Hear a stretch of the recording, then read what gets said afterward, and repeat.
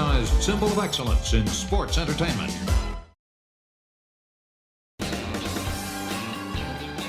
Hey, it's Conrad Thompson, and you're listening to My World. And of course, we couldn't do it without the Hall of Famer, your friend and mine, the greatest wrestler of all time, Double J, JArrett. Jeff, how are you, man? Well, howdy, Conrad Thompson. A little echo over in your, that's a kind of some beach echo. So you're joining us live and in living color from the Gulf of Mexico. I'm here in Hendersonville, Tennessee. It's cold, it's rainy, it's wintertime, it's Thanksgiving, tail end of the weekend. We're recording on a different day, folks, as we're recording this, as Conrad would say. It's Sunday. It's a new day. Lots of incredible football, lots of leftovers eaten over the last couple of days. Had a great grilling day on Thursday. Ready to get down and talk a little wrestling, talk a little My World. And I don't know, man. I know we're not doing Ask Jeff anything today, but I was at the gym, went to the church today, and kind of had my buddy in the gym, said, hey, man, when are you going to do an Ask Jeff anything? And I said, now, why do you ask that? And he said, well, I've got a couple of questions. I said, well, you know, we got about, looked at the treadmill. I said, I got about 7.5 minutes left on this treadmill as I warm up, fire away. He laughed and he goes, no, he said, I'm going to put it on Twitter when it comes.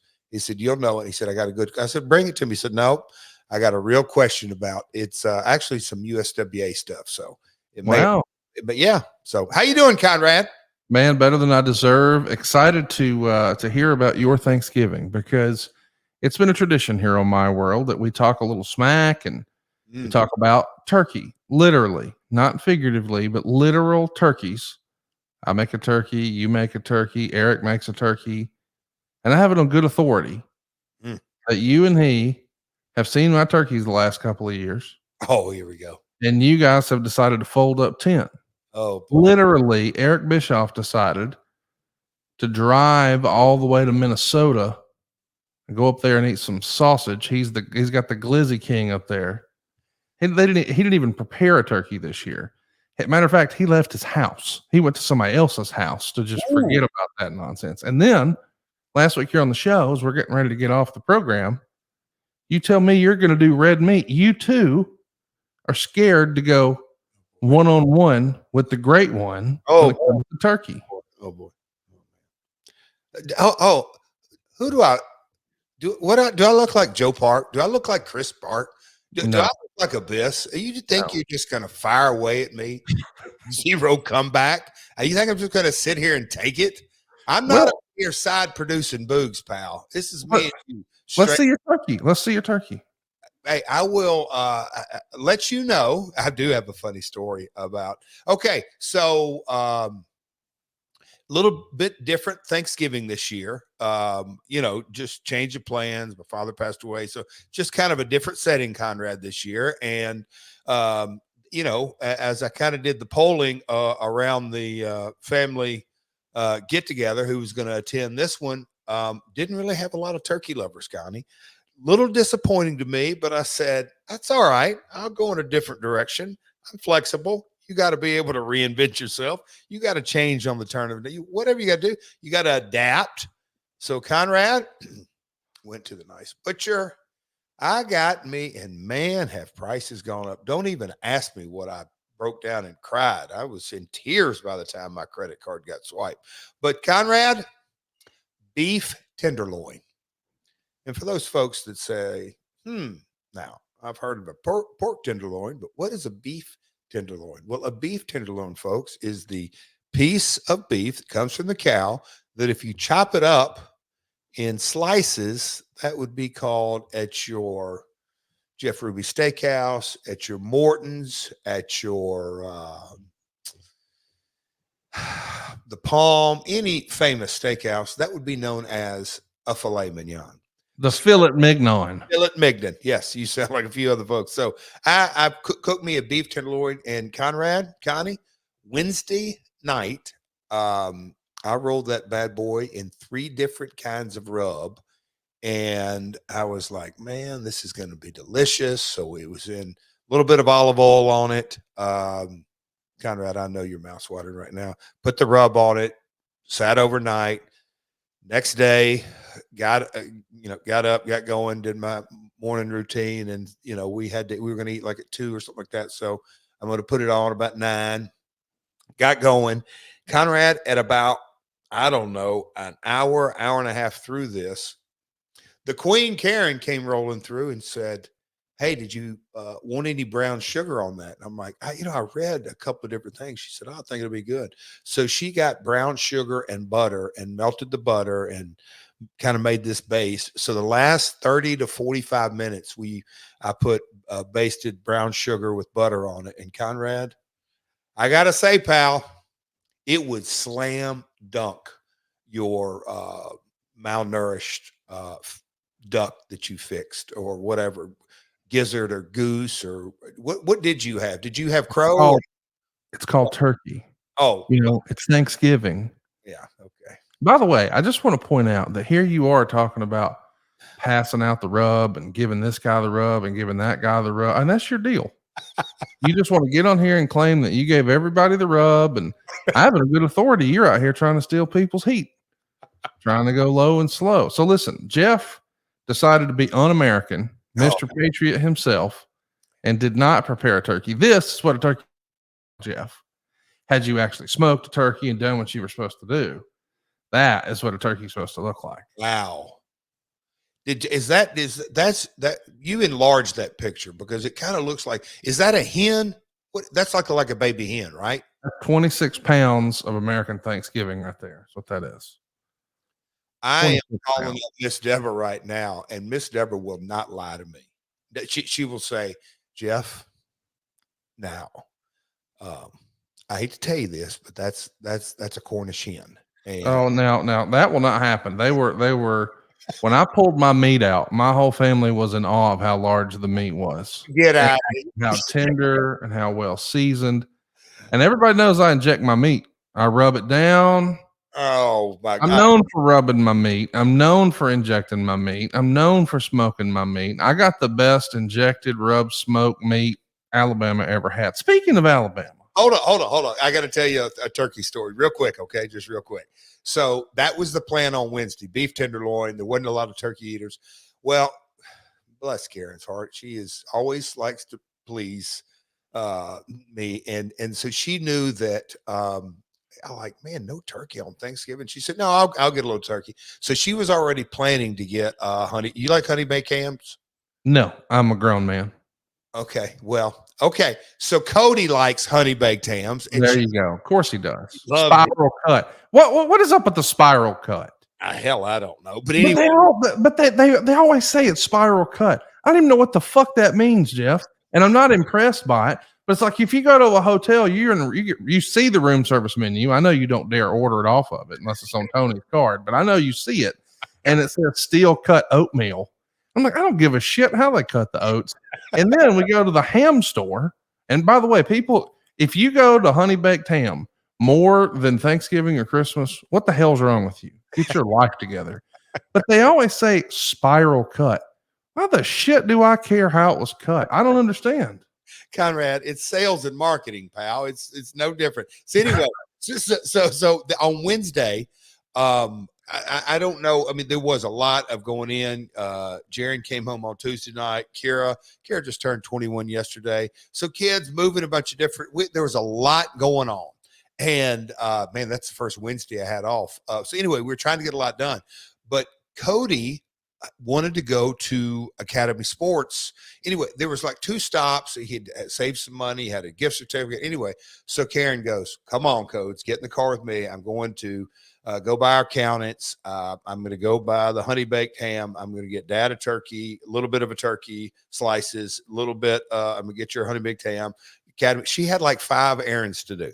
So she left the house. I did my thing. I gave this guy a rub and that guy a rub, as you said. Yep. So it is 8:35 Wednesday night. Almost your bedtime. Yes, almost my bedtime. And out of the kind of the guest bedroom, Karen was in there getting some things ready. Oh, she was getting Kira's presents ready. Man, she let out, I'll just say this, a few choice words. Connie, old Code's got her distracted. she forgot to pick up the ham and the turkey. Oh yeah, codes probably had her going in a couple of different directions, and man, so there was no turkey on Thanksgiving. No. She bolted out of the house and lifesaver. She got it done, but that was like she was minutes to spare. Closing. Wow. Yes, yeah, it was fun. So, go ahead. I interrupted you. I don't know what you were talking about with your corner shin, and let me ask you: did Larry even get a bite? Did your dad like get one bite or two bite, or did you make him eat like spam? Here's what you need to know about my dad. My dad, every year for Thanksgiving and Christmas, he says the prayer before we eat, and he always carves whatever the meat is. Okay. So that's twice a year. He breaks out the electric knife. We all gather around, hold hands, say our prayers and the whole deal. And then dad gets to work. But like, that's his thing. So we just bad boy up. There you go. There you go. And I'm wondering, because as I'm sitting here saying, why does it matter how they're cut? I think back to that Hangman Adam Page and Swerve Strickland spot, and I think those sons of guns were doing spiral cuts out there too. Now that I think about it, a spiral cut. that was a chic 72 Cobo Hall, Sweet Daddy. See, my goodness. By the way, if you'd like to see The Last Outlaw live and in person, tickets are on sale now. You can see him tomorrow night in the frigid Minneapolis Target Center. Tickets are on sale now. And of course, this coming weekend, we've got the SEC Championship. But after that, Collision in Erie, Pennsylvania. And what do you know, on Tuesday, December 5th and Wednesday, December 6th, Montreal, man, you guys have been rocking Canada, and you're going back. Of course, on the 13th, we'll be back in Texas, Arlington, Texas, to be specific. And then ROH Final Battle right around the corner, Garland, Texas, Friday, December 15th. And then a big Collision on the 16th at the same venue, Garland, Texas.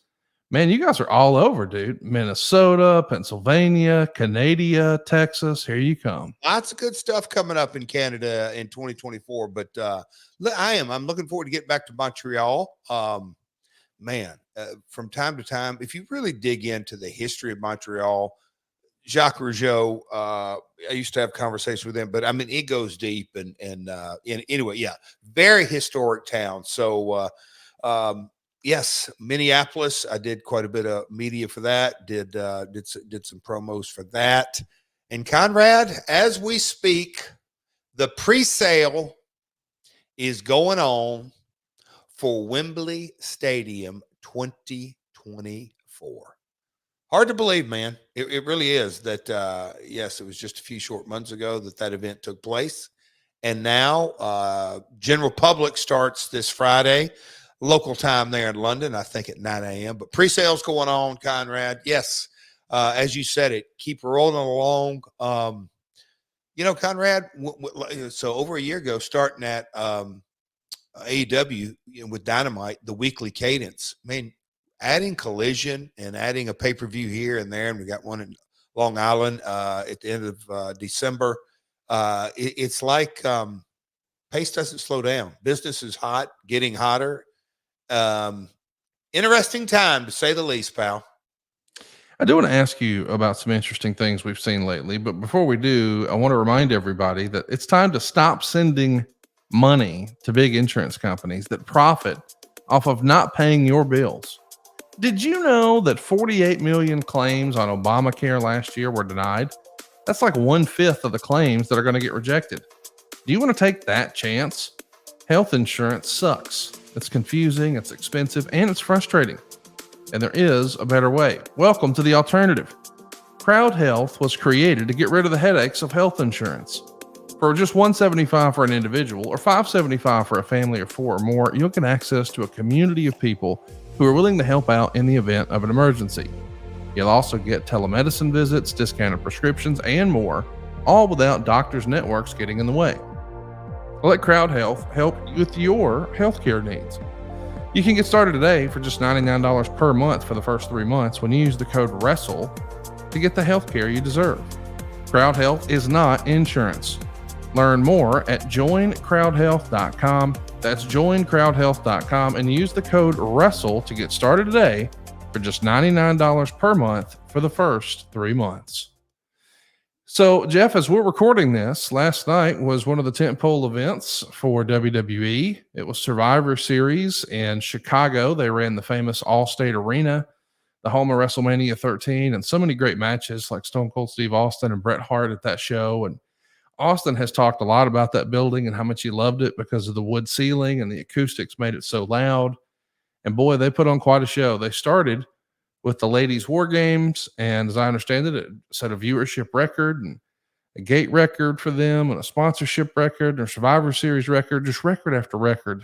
It's a great time in the wrestling business. But then in the main event, they had the men's war game, and I think it's kind of fun that the show was bookended with Charlotte Flair's first war games and Cody Rhodes' first war games. Of course, their dads were both big parts of the war games way back when.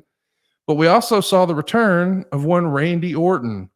Orton's been out for quite a while. He hasn't been nearly as lucky as you are. He did have to have a surgery. A double fusion is what Michael Cole explained. Man, a guy coming back from neck fusion is no joke. And Randy Orton came back looking bigger and better than ever. As one of the boys, you had to be impressed with what Randy was able to do, huh? Randy, being is he second or third generation? He's second generation, right? I think so. Yeah, I think he's second. Popped in my brain as a third. But anyway, he looked awesome, man. Phenomenal. Yeah. And Conrad, that the War Games concept, I don't know if you saw floating around online today. I don't know. Somebody tweeted or retweeted the first cage match ever was in Atlanta. Did you see that? I don't know if you. Anyway, there was a picture. It was a circular cage made of 2x4s and chicken wire. And that was the first cage match. I don't know, 30s, 40s, 50s or something like that, way, way back. And you just kind of think through the evolutions of different type deals. TNA, we had the lethal lockdown, and that's where weapons were involved. And there's been different iterations. The double ring always makes this different. WCW did it for years and years. But it's one of those, for me, creative subjective, wrestling business subjective, but it is a story in and of itself. I'll just say that. And Conrad, as we were texting, we started our text early yesterday, but from the multiple football games and then Collision and Rampage first, then Collision, Survivor Series, more football. That both the men and the women's match, to me, it's my kind of match because, like I said, it's a story within a story, and when you have 8 or 10 folks in there, you can kind of have your almost like an A storyline and like a B and a C. Hats off again to Charlotte Flair. Her athleticism, her facials, her psychology, her presence, everything that goes with it. And I'll tell the Nature Boy again and again and again. She's the best Flair. So, but anyway, no, good stories. Conrad, do you like the story aspect of the War Games?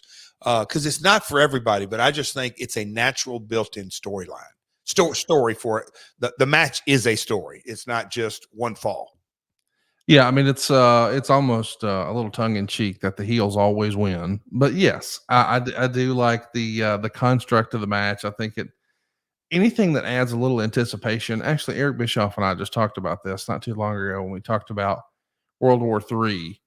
That was their version of trying to one up the Royal Rumble. We'll do it 2 months ahead of the Rumble. The winner gets a title shot, but it won't be a battle royal with 30 guys. It'll be 3 rings with 60 guys. So 3 times the ring and twice the guys, and the winner gets a title shot and 2 months ahead of time. So I understand the thinking and the logic behind that, but the missing component was the anticipation of who's next and the countdown and all that. And so when you get to bring that into a cage element and make it with teams, I like it. Now, do I like it better than the Royal Rumble? No, I do not. But as far as a multi-man cage match, I think it is one of the more classic matches. Yes, I'm a big fan of it. I don't like it better than the Rumble, but no, I really like the anticipation piece of it. Yeah, me too. I was going to say again, and also you got to have the right players. the personalities. You got to have some give and take. You also got to have, well, since I'm pretty much a lifetime heel, this is really inside baseball, Conrad. But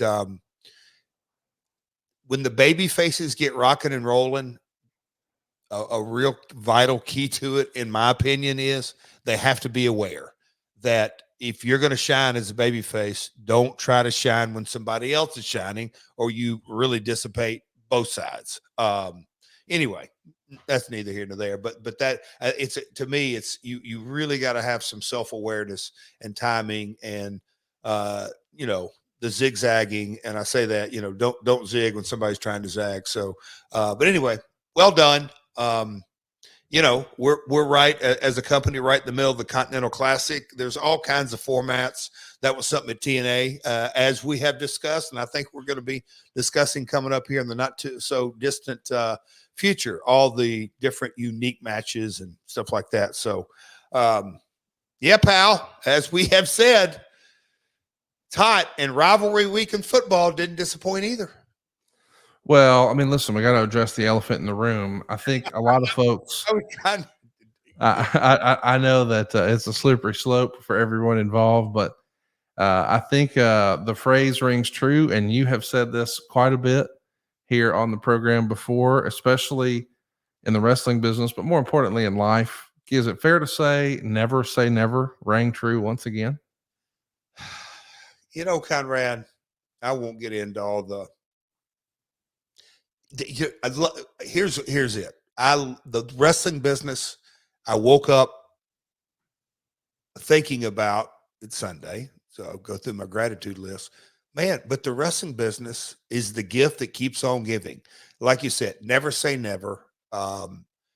This may not be people's cup of tea, or it may not, but change without question is inevitable. And the bigger the change, the better. And, you know, the old cliches and the old sayings, I used to hear Lawler say this on Memphis, Tennessee, many, oh my God, many times. I think it's one of his go-to things that, you know, Lance, old sayings don't get to be old sayings unless they ring true. And it just goes without saying that never say never is very, very appropriate. And the other old saying that came to my mind is, it's not so much, and this can go this, I'm not directing this at anybody. I'm not. This is just a saying that in my mind, I always kind of try to make this default.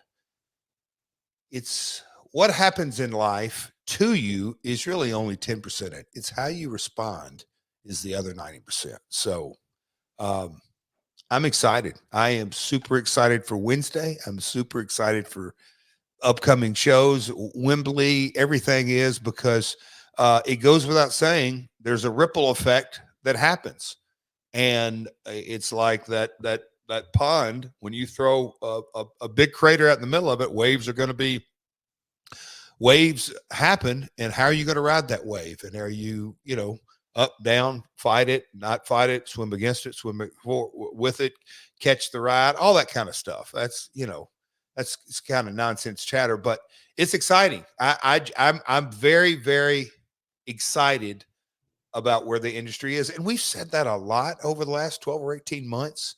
I mean, from looking at buy rates to ratings to stock prices to acquisitions to all those kind of things. But and I'm not just talking about WWE, AEW. I mean, you know, I mean, Impact's going back to the TNA name, and one of the top guys over in New Japan just signed with AEW. I mean, there's lots of well, and Mexico as well. Yes, CMLL is on fire. Mm-hmm. They are red hot. Anyway, so business is good. But business is very good. Business is also great in the NFL. They set a little bit of a record this past Monday night. So last Monday, it was the Eagles and the Chiefs, a rematch from the Super Bowl, Kelsey versus Kelsey. It does 28.9 million viewers, which made it the most watched Monday Night Football game in forever. And it was a phenomenal turnout. But records are made to be broken. 3 days later, the Cowboys blew out the Commanders And in the process, had like the highest rated game in as long as I can remember. 41 million people watched the show. So, and they tried some really cool stuff too, Jeff. You know, the very next day, we had our first Black Friday game with the Dolphins and the Jets. And that's the first time they've tried something like that. I think Amazon paid like $100 million just for the game. For an afternoon. Go ahead. Sorry. Yeah, I mean, it's a big payday. It's a big opportunity. They were even delivering specific ads to specific consumers. So not everybody got the same commercials. I'm saying all that to say the future is here. And I know that there's a lot of debate about whether or not you need television in wrestling and if television is required in wrestling and, you know, what does the future look like for wrestling? I think we may have gotten a glimpse of that with this Black Friday opportunity and $100 million investment from Amazon for a single game. I was told like a Monday Night Football ad is $440,000. Well, during that Black Friday game, it was $880,000, but you got a very specific audience. So to be able to get so granular the way you can on a digital stream versus say on just broadcast television, the opportunity from an advertiser standpoint is phenomenal. And I think that's probably the first time we've really seen it. Like we've heard it talked about that it was coming and that it's possible. And so there's always been niche programming, but an NFL game, my goodness, man, this could be the future. And it also proves when people are saying about wrestling ratings, oh, well, not as many people are watching TV as they used to. Well, 41 million people watched it on Thursday. One game, and it was a blowout. It wasn't even a close game. It was 45-10, Jeff. So, Conrad, you know how me and you and you new listeners, and sometimes I don't even know if we kind of let this. Sometimes me and Conrad will text articles, yes, or an image, but no editorial, no comment, no nothing. Like, hey, no context, nothing. Just hey, maybe we'll talk about this, maybe we won't. But you know the thought that came to my mind when I texted you that Monday night game, the Kelsey, and that was 28 million, right? Right. At the peak of the Attitude Era, and I know you and Eric probably talked at that nauseum. So hypothetically, there were 10 million people, right? I mean, it's kind of the number watching wrestling, right? Yes. And that was affecting Monday Night Football, correct? I mean, that was kind of and how many people watching Monday Night Football? Less than 10 million, right? Right. Triple that last Monday night. Triple that. So you talk about growing an audience. I mean, wow. And then when I followed it up, Conrad, on the cricket kind of stuff, that those numbers. So cricket just in India, they just had a massive cricket match. 132,000 people watched it live. Yes, 132 million. No. So in the stadium. Oh, yeah. The stadium. Yeah. So, but the millions watching concurrent streams, that it's through the roof. I mean, I say this with all due respect. It makes our USA NFL numbers kind of look tiny. Puny. Yeah. When you loop in cricket in India. But anyway, man, Connie, it's great. It's football. And I've said this, man, I had this thought, Conrad, because I was in and out of the house, but I would sit and watch football, then go try to tackle a little thing real quick, come back to it. But the thought that kept going through my mind is what I've said on here. And I'm obviously the last outlaw, although still blowing and going. But if I was in my 20s in social media, the talent that breaks out in the digital space, man, oh man, I'm waiting on for that talent to come. That knows how. I mean, and I'm not saying the talent right now aren't, but I just, when you see the Amazon Black Friday deal and you kind of see YouTube and the YouTubers of the world and the TikTokers of the world, and I'm talking about the influencers that are monetizing social media now in a massive way, there's going to be a wrestling talent that breaks out. I'm just waiting on it. It's going to happen, Conrad. But, you know, if they know, if a guy, I've got thoughts and ideas on how to do it, but the digital world is here, pal, in so many ways. Step one, I got to think, is Let's hear it. Is Logan Paul. Like Logan Paul, it's clear to me he doesn't just want to be an influencer. He wants to be a WWE superstar. Yeah. Like if you take a look at his social media, even over the holiday, he's wearing it out with that US title. Like I think that is step one.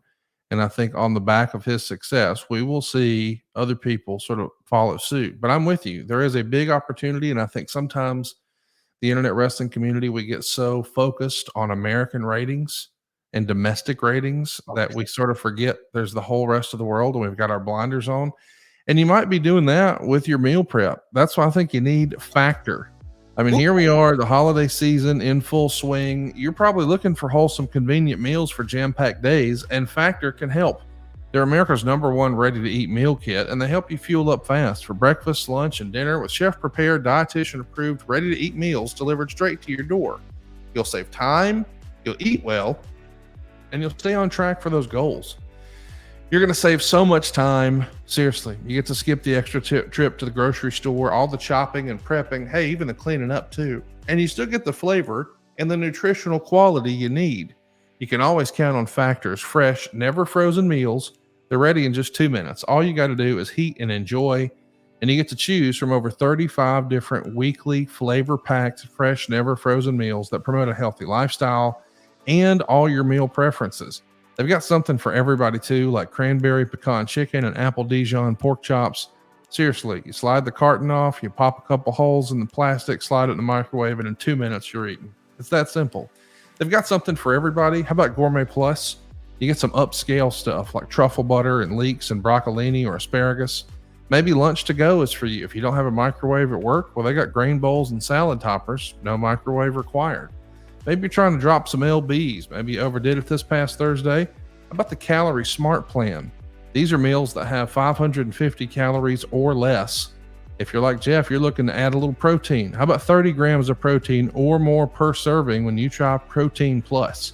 You can actually do your whole day this way. They got your snacks. They got cold pressed juices, shakes, smoothies. Dude, they've even got breakfast. How about some bacon and cheddar egg bites? Something for everybody. Get busy, man. Head over right now. Factormeals.com/myworld50. Use the code myworld50. You'll get 50% off at factormeals.com. That's 50% off at factormeals.com/myworld50. You want to go to factormeals.com/myworld50. You'll get 50% off. Just remember to use our code myworld50. That's factormeals.com/myworld50. And use our code MyWorld50. Jeff, we had some 50% off, but now I have my Factor meal. Karen's got a bunch of errands to do, so I'm eating lunch and dinner with my Factor meals on Mondays, which is kind of my usual, and then Tuesday. But Conrad, why are leftovers almost better for Thanksgiving and Christmas? I don't know why it works that way, but my we loaded up Thanksgiving night. We did it a little different this year. We ate at 4:30 instead of 1 o'clock like we have my entire life. But when we finished, we loaded up and brought the fam down to the beach. Not everybody in the extended family could make the trip. Did y'all leave Thursday? What's that? Yeah, we left Thursday. Oh, wow. So you pulled in late, huh? Well, I made it in 5 hours flat. So there was no traffic on Thursday night. So there's a little pro tip for you travelers. Thursday night, nobody on the road. So yeah, we brought the leftovers. My mom said we got to bring the leftovers, but the next day people are at the beach. So, I took them to eat seafood and they loved it and had a good time. And the next day they wanted to do the same thing. And then last night I said, I ain't doing that. I'm eating these leftovers. It was fantastic. I ate it again today and we're headed back. So that's the end of the leftovers, but yeah, man, it's something about Thanksgiving leftovers, but here I am eating turkey like the pilgrims intended, and you're up there trying to be highfalutin with your filet mignon. The Cornish hen lasted you what, 1.5 meals, maybe. Hey, will you allow a compliment? Can I give those on the program? Go right ahead, pal. Go ahead. So I want to go ahead and love on you a little bit because Lord, you need all the help you can get with them Titans. But thankfully, somebody sucks worse than y'all, and it's the Panthers. And y'all picked up a win over the weekend. Yes, sir. I know Cody was happy because the Steelers beat the Bengals, but at this point, who ain't beat the Bengals? And it was really, really good news for our friend Tony Khan. Man, what a nail biter against the Texans, but they pulled it off. It's like the Jags have a golden horseshoe up their butt this year, dude. They're rocking. They're Doug and the crew. You can tell a well-coached, to me, you can tell a well-coached team. They don't beat themselves. Titans have beat themselves, and I'm not saying variables. Anyway, we're getting into NFL talk, but you know what? I saw him today with my own two eyes, and him, pronouns, pal. It's a reality. It has come to fruition. Joe Burrow on the sidelines, and what did he have in his hand, Conrad? Clipboard. Oh, Clipboard Joey on Twitter. Give him a follow right now. It's at Clipboard Joey. I have it on. Oh, there it is. I appreciate the shout out from at Hey, it's Conrad on at My World Pod. But when my wrist heals up, I'm whooping at Real Jeff Jarrett's ass. Oh my gosh. I can't wait until AEW rolls into Cincinnati. Now, let me ask you this. Bust him up with a guitar. Do you think our pal Abyss is running that account? No, there's no chance. I don't think he's allowed to tweet. Well, maybe not under Chris Park or Joe Park or Park and Park or Abyss or Monster Abyss or any of that. Oh, come on now. He's the groundhog of wrestling. He pokes his head up every now and again, sees his shadow, and runs for shelter again. Oh, my man. Hey, here's who didn't run for shelter. The Alabama, by God, Crimson Tide, doing the Lord's work. Oh, boy. Entertaining you folks, getting that 6-star match. I never had a doubt, never a concern. Full of crowd. What we were doing, Jeff, was luring them into what I would call a false sense of security. It's called a false finish. It's a false finish, and boy, you could just hear a pin drop in that stadium. Alabama came in like Darth Vader. The evil empire was here, and they took over. And I don't care what Indian burial ground exists there in Auburn.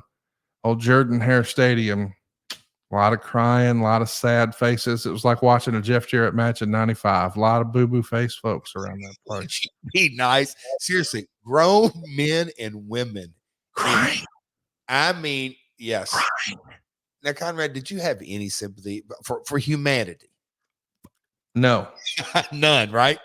None. Now, here's the thing. I don't, as you know, I don't care. I want the SEC to do well. I really want Alabama to beat Georgia this weekend. I don't know that they can. I hope they can. But if Georgia goes on, I hope they just mop the floor with everybody. SEC forever. So folks, see this real quick. It's at the end of the game. What's Alabama getting beat? What's the score right there before? Alabama is down 4 points. Yeah. Alabama is down 4th. 3rd down. The QB who got benched earlier in the year, he's back rolling. Yes. He rolls right, he rolls left, he rolls right, he rolls left, runs up, throws the ball, but he had already passed the line of scrimmage. Yes. On 3rd down, it was a major Jeff, it started as 1st and goal, and on 2nd down, the snap goes so far back. Lost 17 yards on the play. And now there's another penalty because he threw it past the line. So now it's 4th and goal from the 31-yard line. The announcer, Nestler, it's 4th and forever. Yes. They ran the math on it, and they said statistically, Auburn had a 99.9% chance. No way. There was 1 in 1,000 chance that Alabama pulls it off, and Auburn pulls a prevent. They do not pressure Jalen Milroe. He has all day, chucks it up in the back corner. I guess they practice it. Down it comes, touchdown, and the crowd goes total silence. Not here in my household. My dad let out a shriek. I mean, it was like Karen saw the skunk. That's what my dad was doing. Oh, let's not talk about skunks and raccoons. I don't want to give you the update on that. But Conrad, we always kind of tie this back into wrestling. It was a false finish, man. It was great. 2 3/4. But he threw the ball literally in the only, in a 2x2 square. Yes. Anywhere else, it wouldn't have worked. Not happening. When they scored, the silence in the stadium, and unbelievable. In the old school, you know what they call it? And let me ask you, I'm wondering if you've ever heard this term. I don't When know. it gets quiet, it gets dangerous. That's called either white heat or quiet heat. Yes. When back in the old days, when you did excuse my language, a fuck finish, not a screw finish, but if you really did the right screw finish and the heel went over and it's almost justifiable, but he does just a little something that was dirty snitches. But anyway, I've heard really good descriptions of all this, and this happened, and they did this one night and all this. But when the 1, 2, 3 happens, there's not a cheer, there's not a boo. It's really quiet. And an old school heel will tell you, get to the dressing room immediately because a riot's coming. That I used to be fascinated to kind of hear different stories. You would hear, and a lot of times, and of course, wrestlers, they would be hand-me-down stories that may be embellished. But anyway, the different deal is that's when stabbings would happen. That's when just lock the dressing room door, let it cool off, maybe not leave right away, or anyway, all that kind of stuff. So the quiet heat, you Bama boys. It was unbelievable, man. What a day. It was a rivalry week, man. Ohio State, Michigan, and we saw our chatter online, and some of you Big Ten folks, and getting a little unraveled on. I still call it Twitter, but on X, that get all. No, we're gonna call it Twitter forever. Hey, we got to get to our topic. We've been talking forever, and we haven't even talked wrestling or what our topic is. But before we go, we've touched on it a little bit. I want you to pick some games. Oh my gosh! No lines, just pick winners. Oregon or Washington? Oregon. Wow. Okay. Florida State and Louisville. Oh gosh, Louisville. They deflated from yesterday. Wildcats, Kentucky ended up beating them. What a disaster! All the way, Florida State. Even with a backup. Yeah. Iowa, Michigan. Have you seen the latest line on this? And this is the Big Ten championship. It is such a lopsided game going in. They're picking Iowa State to only kick 2 field goals, not even a touchdown. Not Iowa State, Iowa. Yeah. Oklahoma State, Texas. Got to go hook and horns, Texas. Last one. Number 1 Georgia in the Georgia Dome, the Mercedes-Benz Dome, against Alabama, number 8. Who you got?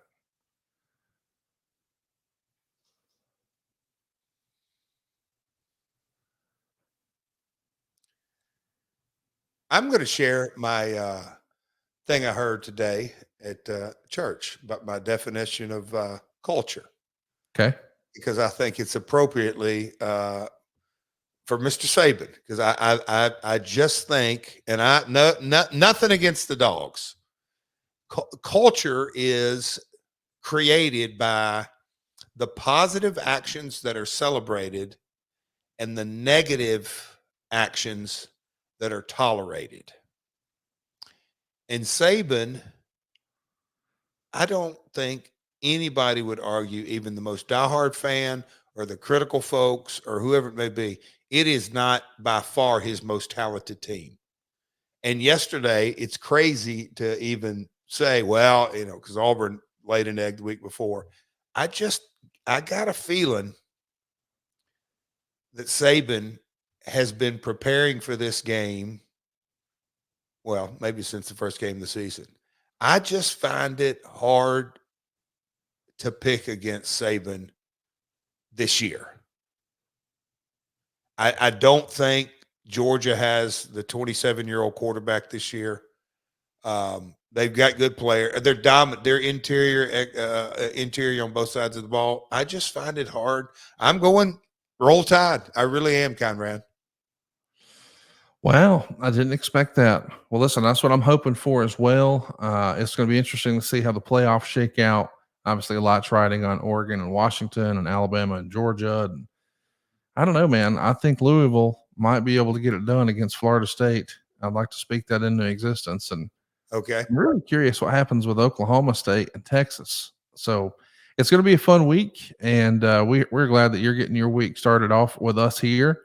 But I do think it might take a little bit of a miracle for Alabama to wind up in the national championship game. But thankfully, we don't need a miracle when it comes to giving the best present you can give this holiday season. Of course, I'm talking about Miracle Made sheets.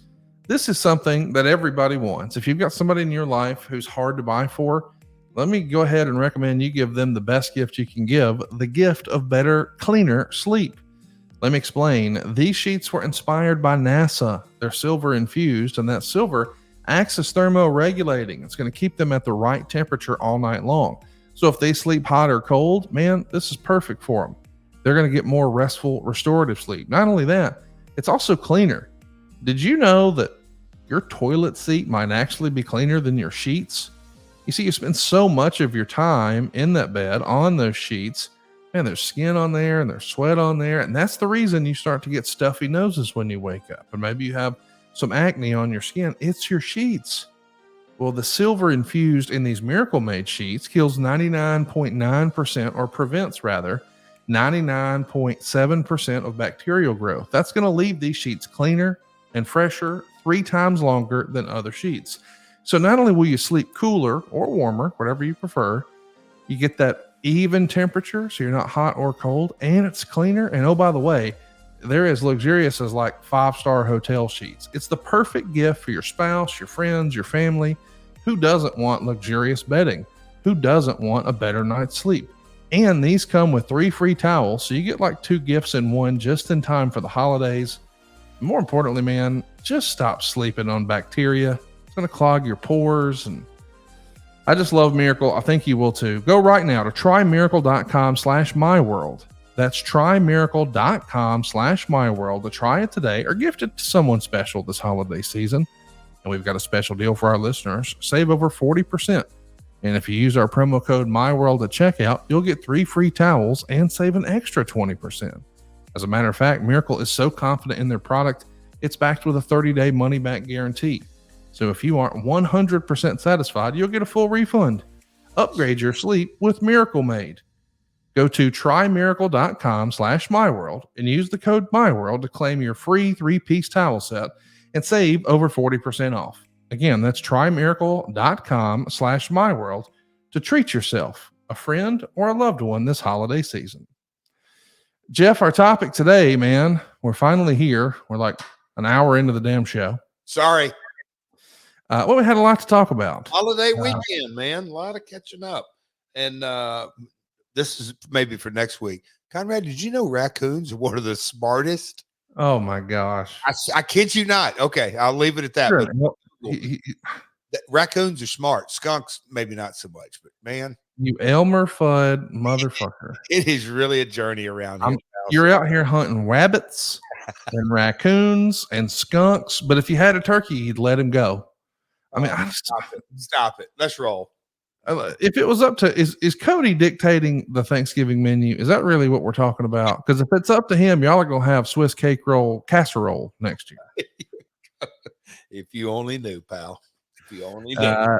We had a lot of fun talking about your run in 1998. This is the don't piss me off era. It's a gear change. It's a little bit of a shift for your character. And we've seen some of that recently. And I know we don't talk about current stuff, but for instance, Luchasaurus became Kill Switch. Yep. And maybe once upon a time with the pairing with Jungle Boy, you know, the boy and his dinosaur, that made sense.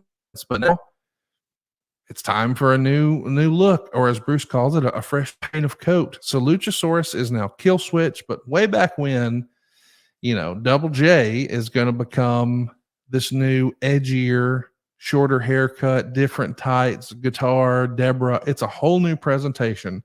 So if you missed sort of part 1 of this discussion, it's available in the archives. That's MyWorld on YouTube.com. Check that out, MyWorld on YouTube.com. But on Raw, you're going to wind up taking on Goldust and Owen Hart, who's recently announced he's retiring, unless he's fighting Ken Shamrock or Dan Severn. Otherwise, he's retired from in-ring action. He's going to join for commentary. Deborah's going to put your foot on the rope after Goldust hits his finish, the curtain call. Eventually, Deborah's going to tease Goldust. Owen jumps in and attacks. It's a DQ again. But check this out. The Blue Blazer comes out to help in the attack, but instead the Blue Blazer attacks Owen. He unmasks, and it's Steve Blackman. This is a little silly, but kind of fun. Is this old school Memphis right here, do you think? Well, you know what I was going to say, and I didn't want to interrupt you earlier. We were talking about Allstate Arena. You know, that is the location of Owen Hart's last match. I will always remember that venue for a lot of reasons. Steve is right. It's just got a different vibe to it. You know, the United Center and Wintrust, well, all over the world, they're just different vibes. Also, I still call it Horizon. That it's always got a really cool, unique vibe to it. But you know, as you kind of said, we got into this last week, but getting into the Attitude Era, when you looked at me and I'll say Owen too, as heels, we and I had the Double J and Tennessee Lee, and we had Southern Justice. We had actually, and this is another little footnote, while me and Robert were together and I was still doing Double J with the long hair, I think, and I don't know if there were matches, but there were talk about putting those guys, prior to the haircut. We were going to, that had been talked about for, I don't say a long time, but quite some time. But when we got into this Blue Blazer story, it really was the anti-attitude character that the Blue Blazer was a knight in shining armor coming to, this wasn't ever said, but it was kind of the mentality of Russo and Farrar and Owen. And here's going to be this character that doesn't like anything about the current direction of the Attitude Era with Val Venus and Godfather and DX and Stone Cold and just everything going on.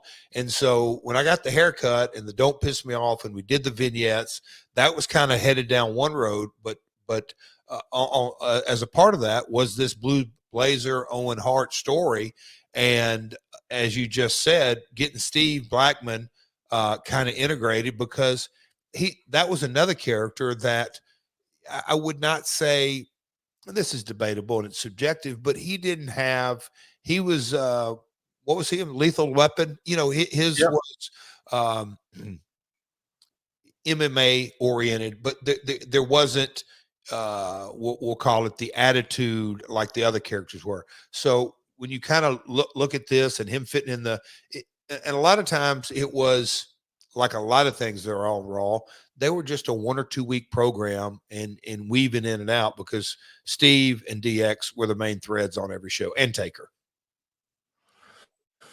We should also mention that this is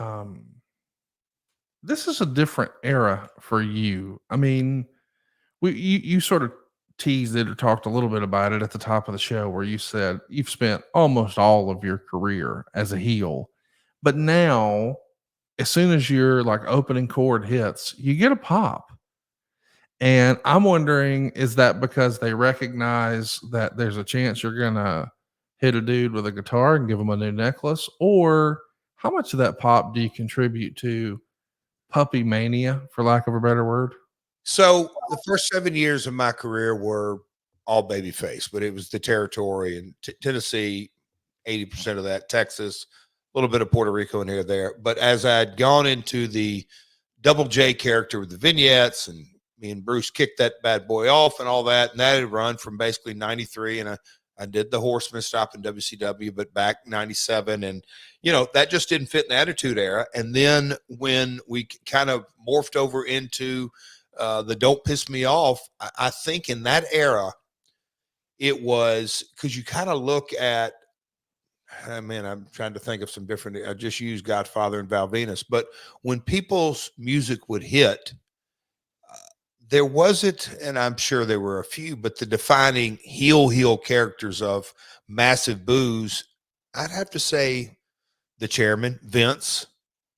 I'm trying to think of other big heels. There weren't a lot. So I think it's a combination of all the above, that the puppy era, the guitar shot era, and we're going to be entertained type deal. Even at AEW today, Conrad, that our music will hit and we'll kind of get that. I don't want to call it a babyface pop, but a pop.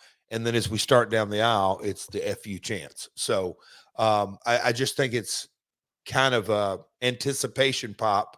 I don't know. That's a good subjective conversation to have, because I think if you polled 100 people, you're not going to get anywhere close to 100% on why they popped the way they did.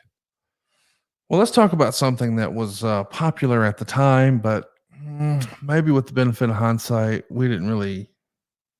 I don't know. What did you think when the Undertaker and Paul Bearer tried to embalm Steve Austin? I mean, as a fan at the time, this is the era where I was like, okay, I'm kind of done with this. like when he finally became the American Badass, I was all in. I thought it was overdue. I was ready for it. Certainly respect his in-ring work. His matches were always fun. Love his character work. Love that he's like the godfather of wrestling. But we're going to threaten and embalm a dude. I'm like, what am I watching? What do you think of that? Is that too far? I mean, the reason I bring this up is, and you've talked about this before, the rest of the country, like even Bruce would, he's a Houston guy. So he'd always talk about, oh, that's that Memphis stuff. That's that Memphis wrestling.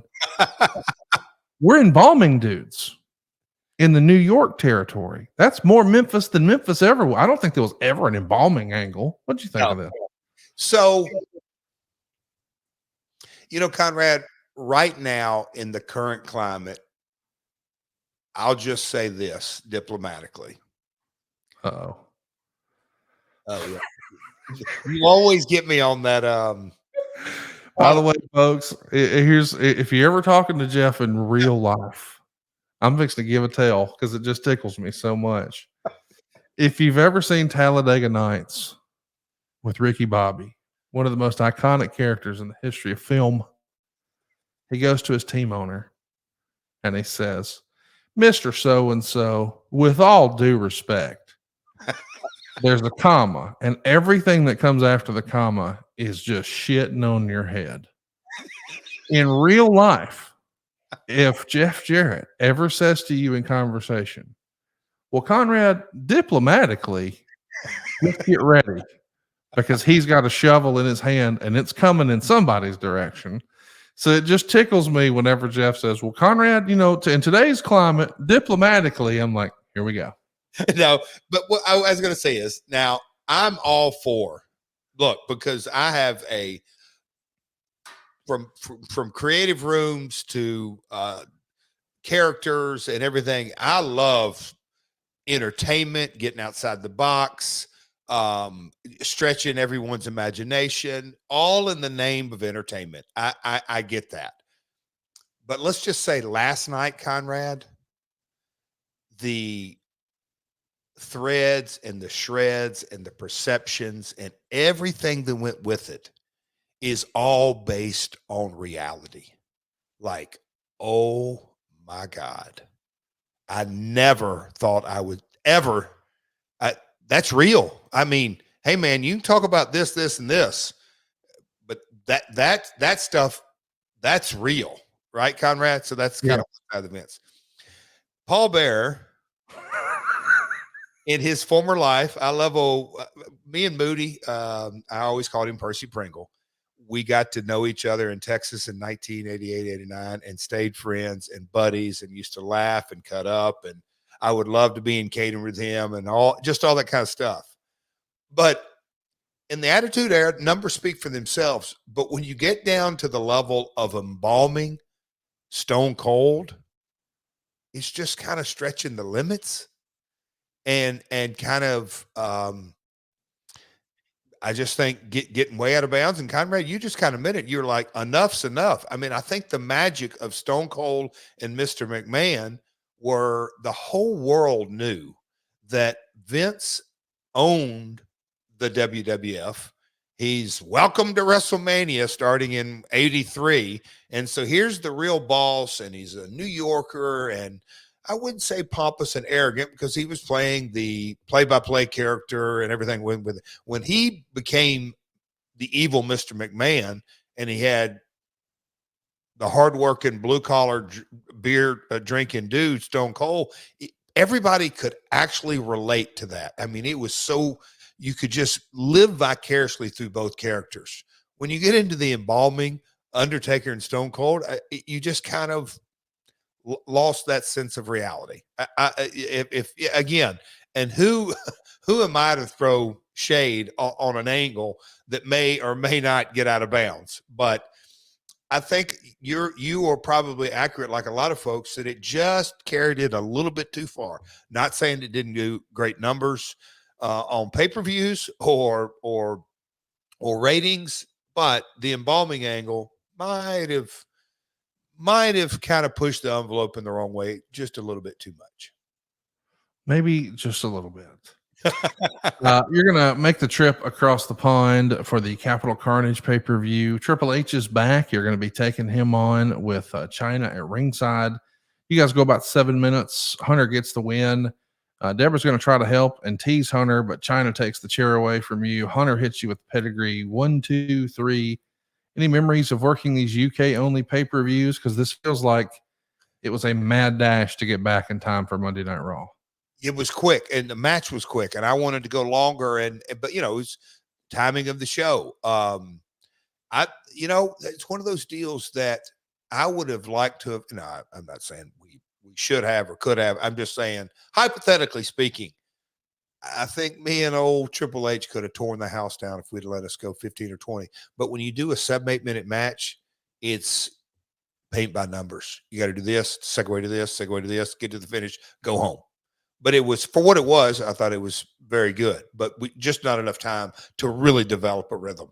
And both of us, I think both of our styles, that once you kind of get into past 12, then really in our element of being able to tell a story in a match.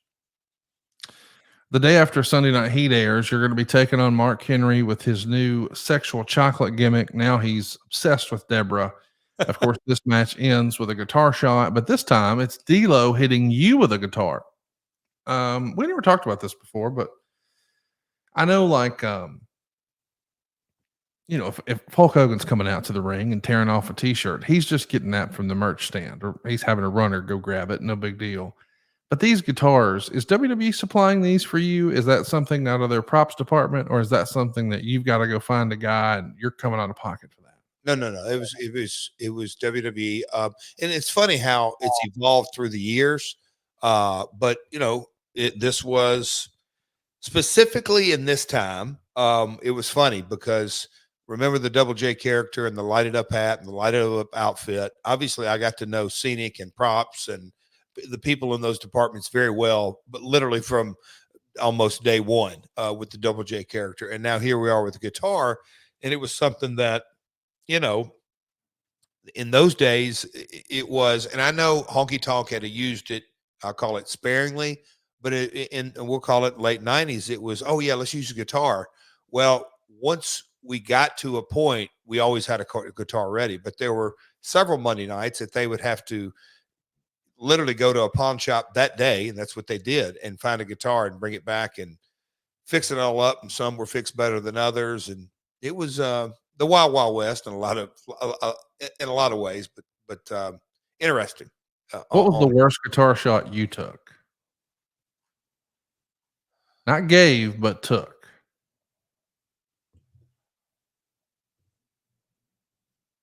Worst guitar shot that I took?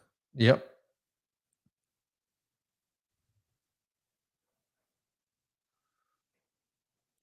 I took a guitar shot in Canada at WCW.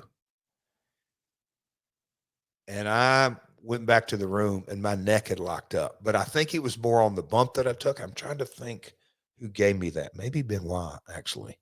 Trying to think. But worst guitar shot. Oh no, shoot, what am I thinking?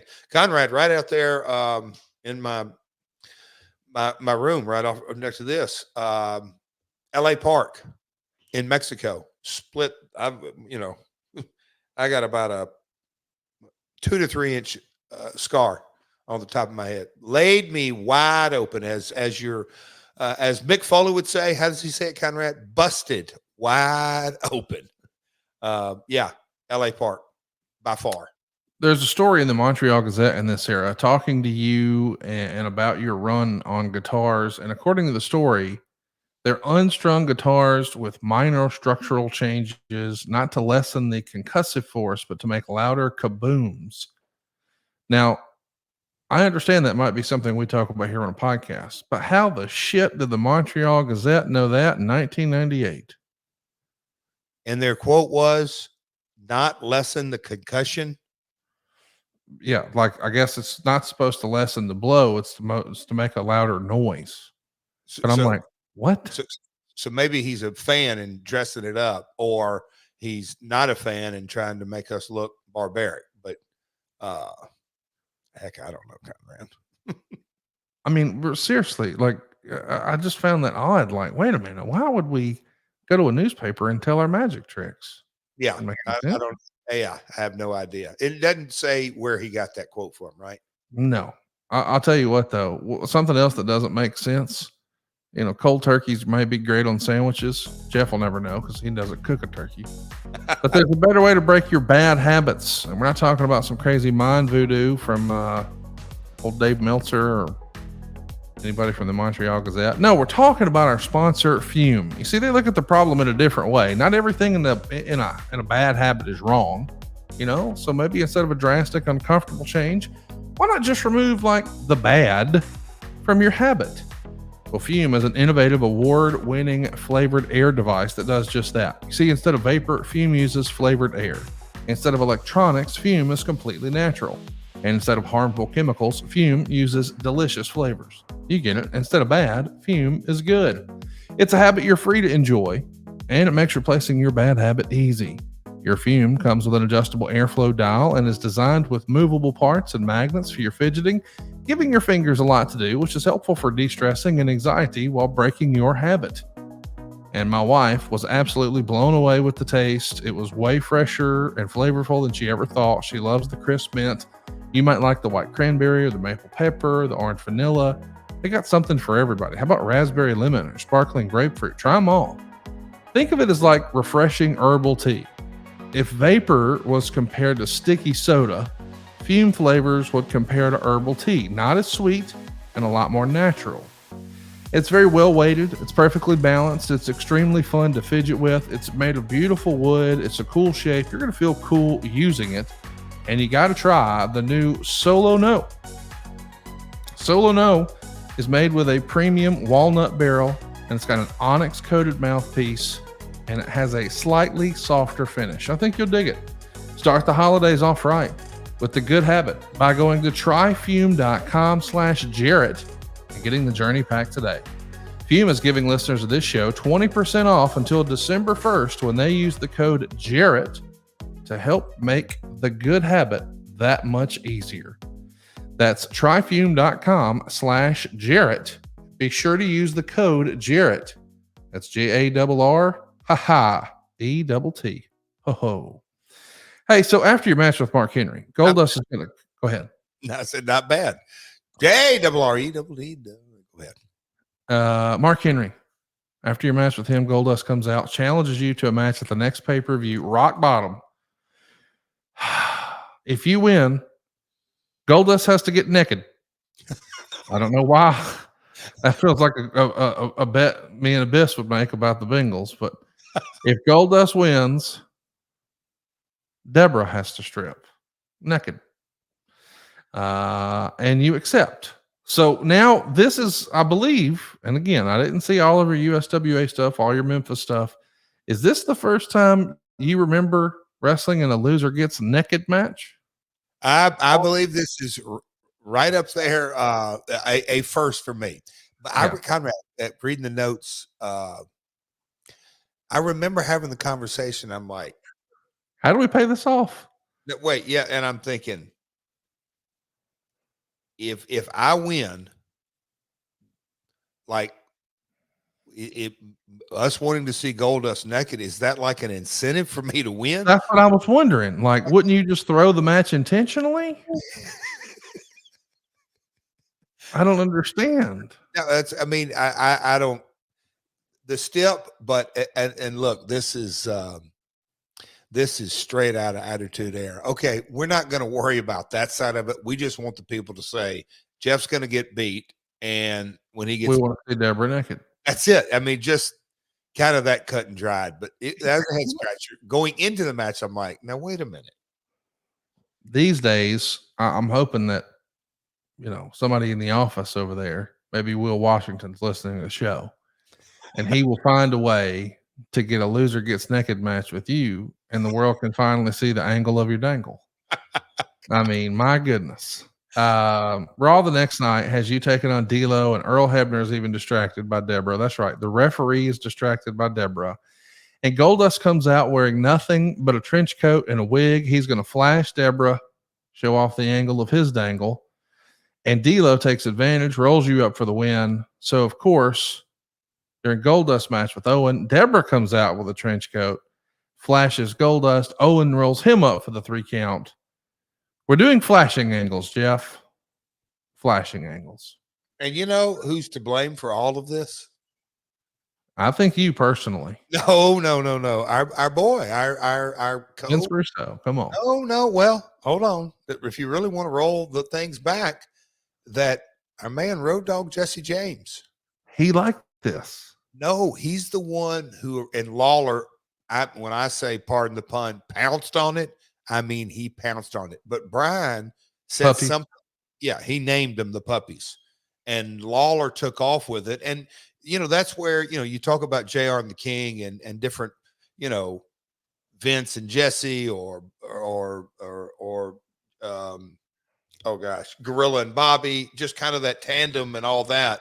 But when you go back and hear sound bites, and you'll see them, at My World Pod when they post clips, or just different ones, when you kind of hear Lawler being the adolescent voice type deal, all that, but JR's kind of dismissive. Oh, come on, Jerry. I mean, he's so, to me, reminiscent of like Lance Russell, but so real. Like JR is almost embarrassed that Lawler's saying that, which of course gets it over, but yeah, we're doing the flashing angles. We're red hot 98.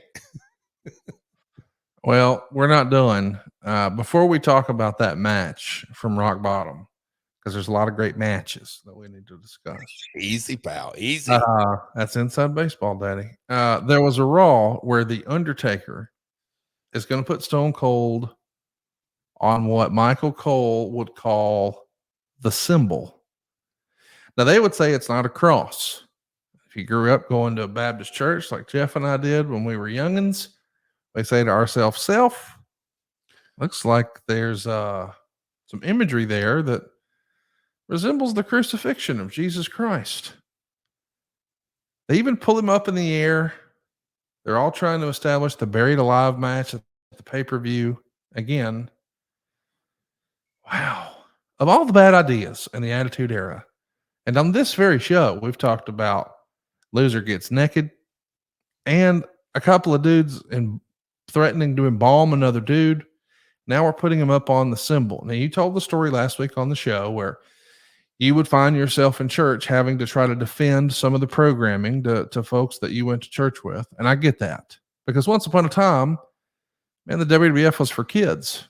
Like, my parents would pop in a VHS tape of WrestleMania 4, and that was my babysitter for a few hours. Well, this is a different product, and maybe not everybody got the memo, but as a person who grew up in the church, what did you think of Stone Cold on a symbol? It goes into what I touched on last week, and that is where being taught day one that this is a business, this is an industry. Yes, we're a hybrid. We're not all sport. We're not all entertainment. We're a hybrid.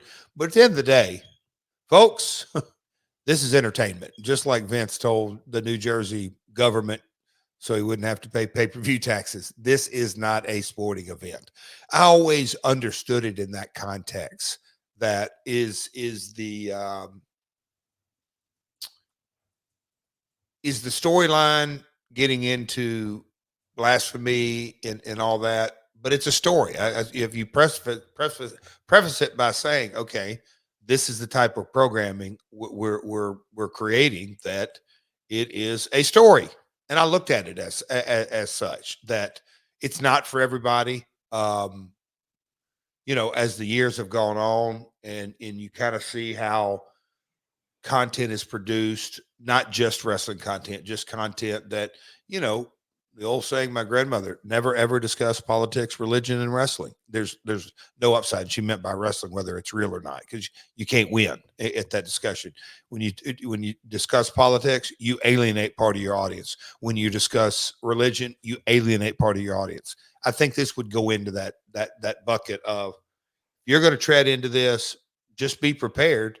Some people are going to be offended by it and go away. Now, there's always that argument, oh, they wouldn't come around to begin with. That's subjective, I believe. It is an interesting thing to look at and wonder if it's polarizing or not. And you sort of drilled it into everybody's head here on the program, mine maybe most of all, that creative is subjective. I don't know how subjective we could be about your next pay-per-view match. It's the Rock Bottom show. We go 8 minutes and 2 seconds. It's you and Goldust, and Meltzer's right up. It's kind of funny. Actually, this match had a lot of heat, which just shows how much everyone wanted to see Deborah McMichael naked. I think the only way a match between these two could get over is to promise 17,000 males they'll see a beauty pageant winner naked at the end.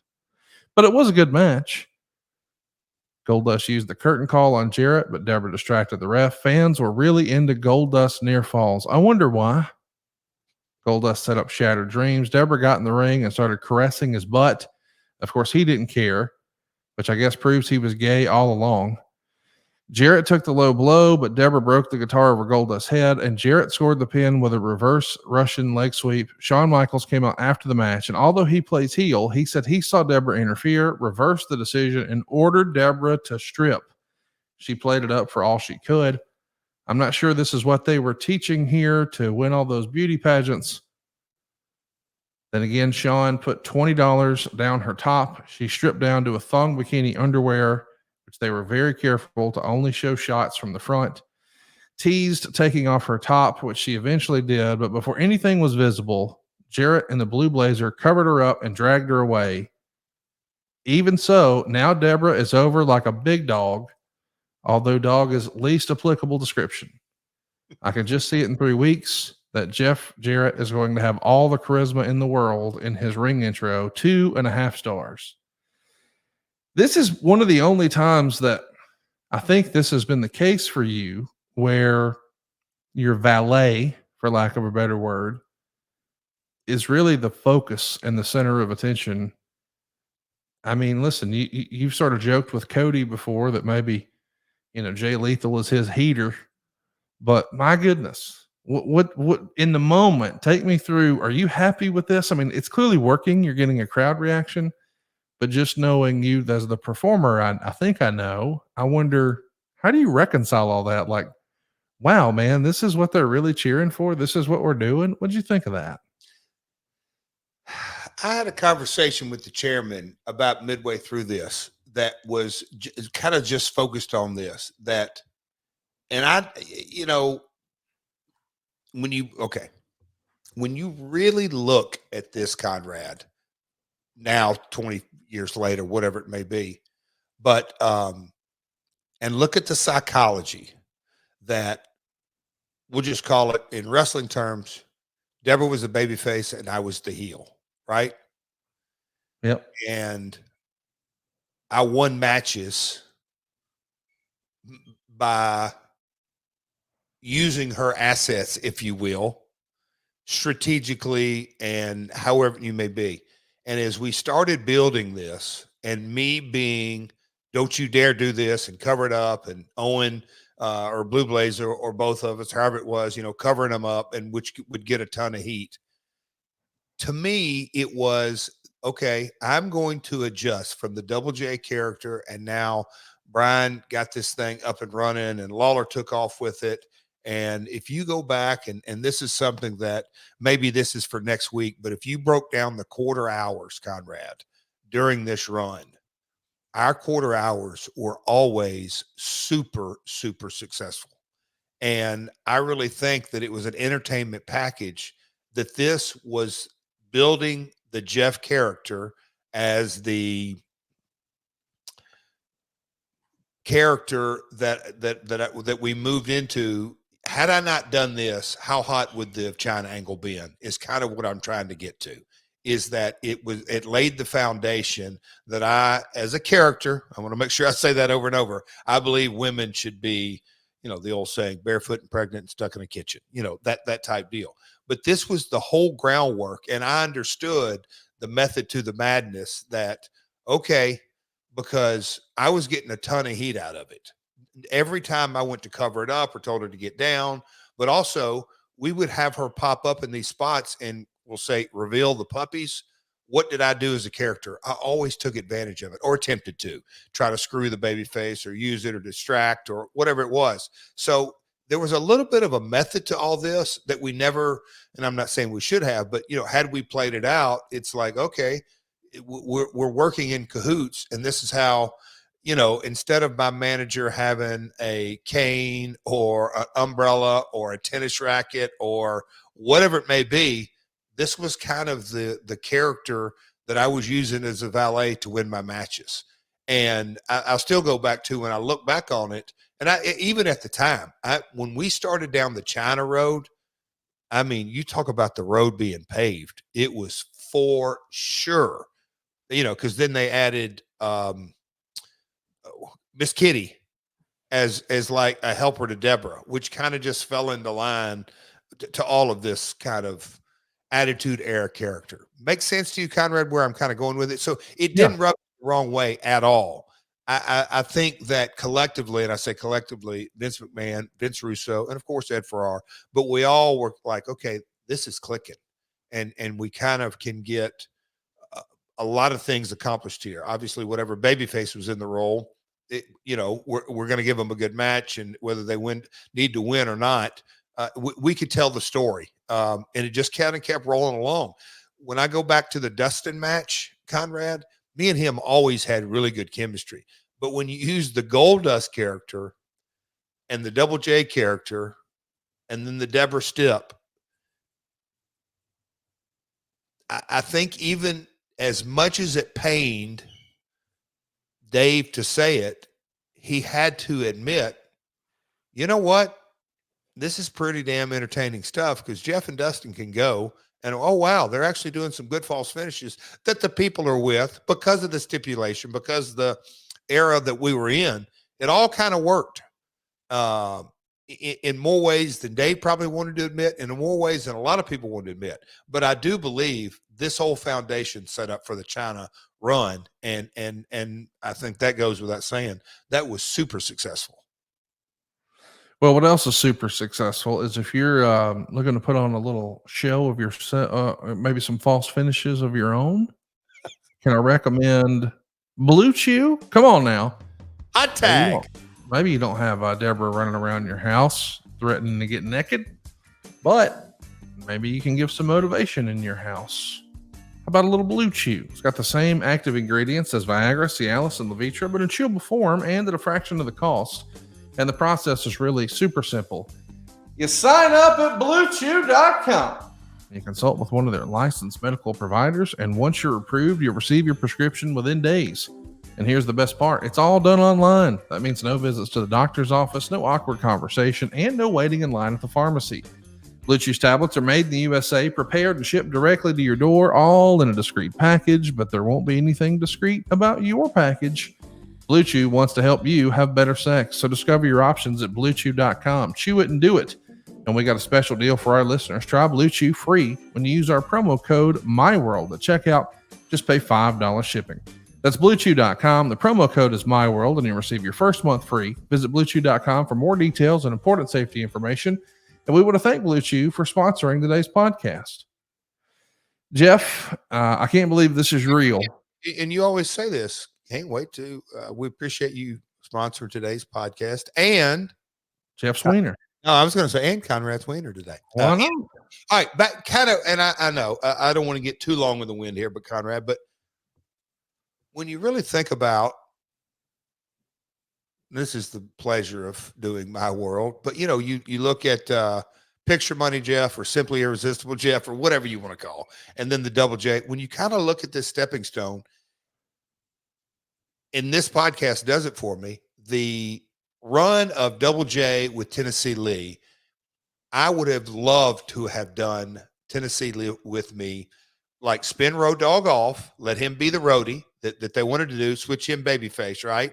And this is just playing hypothetical what if Booker Conrad, you know, that if Rhodey would have switched babyface, I'd have stayed. We wouldn't have done our deal, but let him go down that babyface road. If I would have come in on the back end of that and brought in Tennessee Lee as my manager, he would have fit, we'll call it, in the new generation era, big time.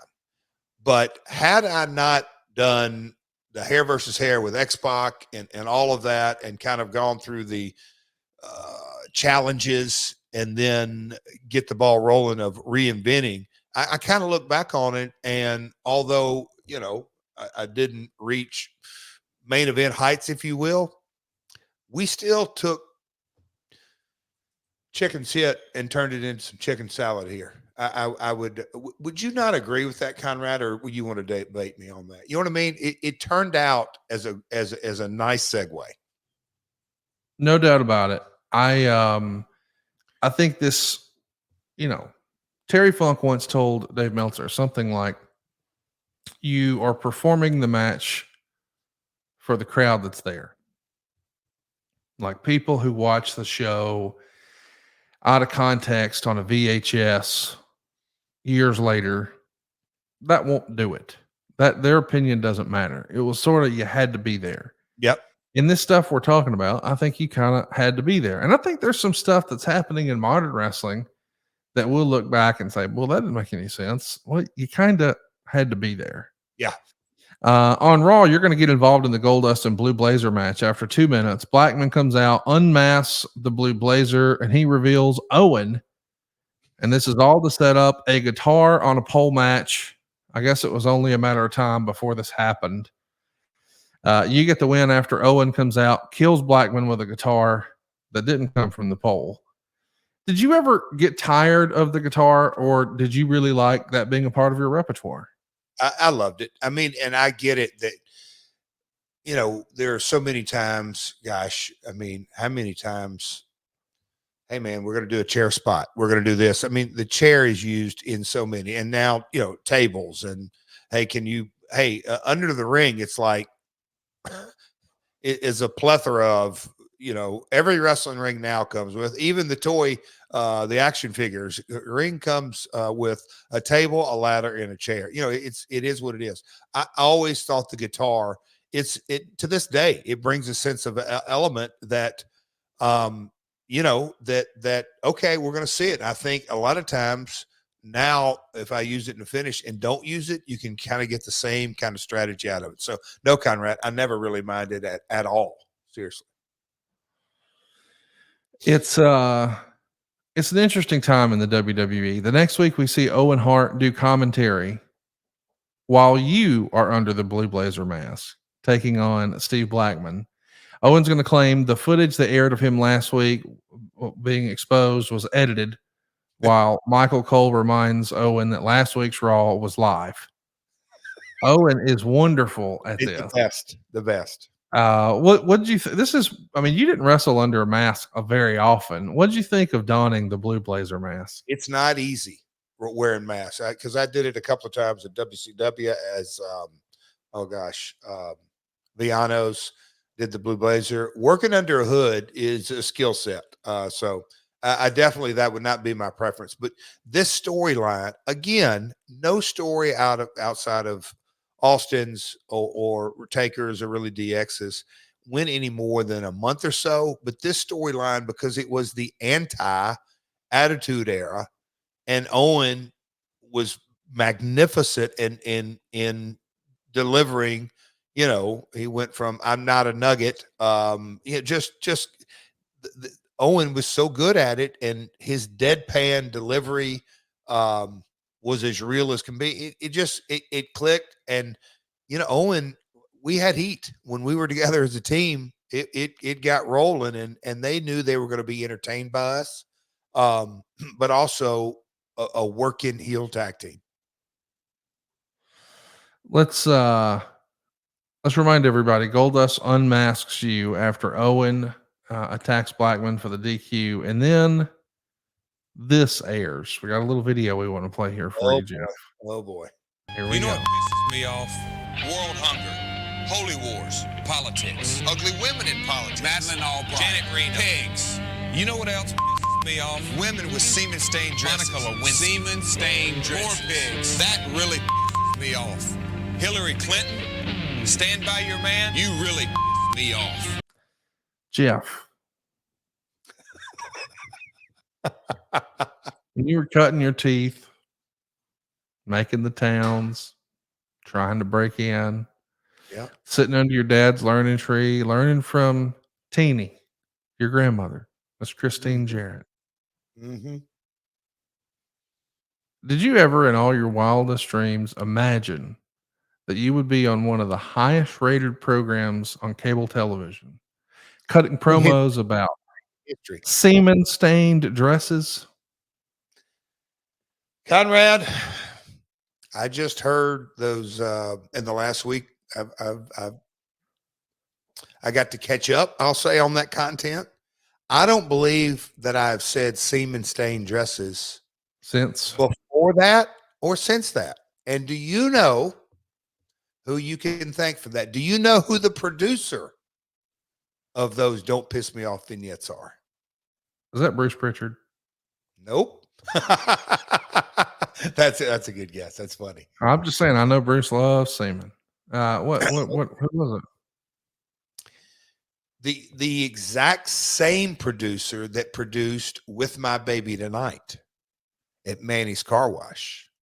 You've also interviewed him here on ad-free shows. None other.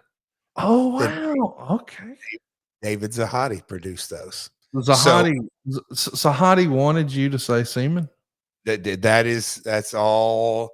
Did he think that would be a word you guys would bleep and post, and then you found out after the fact you didn't have to?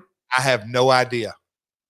Because I talked about baseball and the Yankees and something else. I mean, we did, I don't know, 5, 6, 7, 8 of those, 4 or 5. I don't know, because they were just like, some of them were like 30 to 45 seconds that we were just going to bounce in there to kind of reinforce the Don't Piss Me Off. And then that's when it took a left turn and you can't say pitch, got to say tick off, and everything went south on that. But yes, hey, thank your boy, David Zahadi, for that.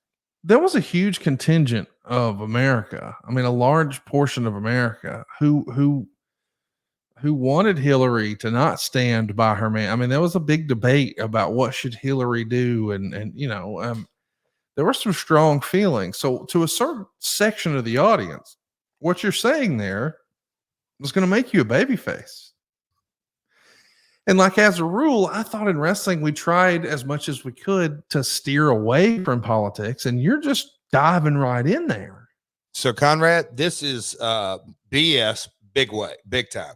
I never used to, I told you that my grandmother said, stay away from religion and politics. Didn't stay away from my relationship with the Lord, but I definitely stayed away from politics, didn't watch it.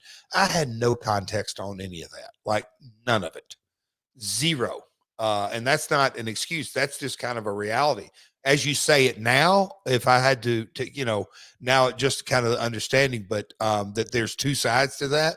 But it's in a lot of ways, think about just the Attitude Era with all the different characters, and you got a guy talking about that situation on Monday Night Raw. Hypothetically, do you think we'll see another semen angle in wrestling? I don't think so, pal. I don't think my gut tells me no. What do you think? I'm hoping, since your office, you could work on something. Maybe you could send a little side text to Will Washington and we could get a semen angle going. What? Stop it. On the Christmas house shows, Jeff and X-Pac are going to pair up again in a guitar on a pole match, including a rematch at Madison Square Garden, December 27th. It's a Christmas tradition. There's always that garden show around Christmas. It allows families to gift their kids tickets, or Santa Claus to drop some tickets off to bring the kids down to Madison Square Garden. I mean, even if it's a non-televised event, the Garden's a big deal, right?